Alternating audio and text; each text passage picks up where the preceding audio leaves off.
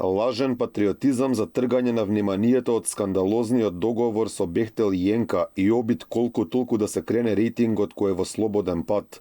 На ова се должи најновата реторика на премиерот Димитар Ковачевски, сметаат познавачите.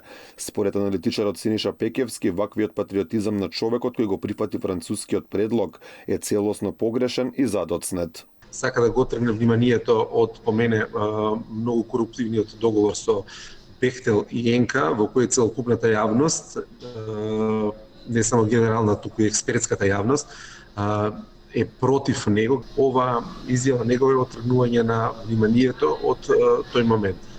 Втората работа е што сака малце да покаже патриотизам и да го подкрене неговиот рейтинг помеѓу јавноста.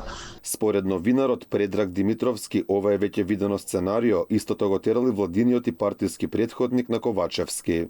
Премиерот Ковачевски е само бледа сенка на претходниот премиер Зоран Заев, кој исто како и Ковачевски својот патриотизам почна да го манифестира непосредно пред локалните избори, што катастрофално ги изгуби. Според Димитровски, ова јасно покажува дека власта се подготвува за изборно соочување.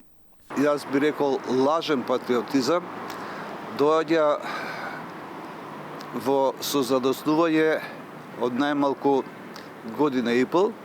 Овој наводен патриотизам представува прв сериозен знак за наближување на парламентарните избори.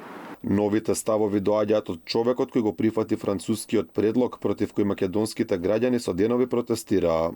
Наследниците на Гоце Делчев ќе ги вметнат со народниците и наследниците на Радев во македонскиот устав. Дискурсот кој што се користи од страна на Бугарија кон Северна Македонија за жал е многу сличен на дискурсот кој што Руската Федерација го користи кон Украина.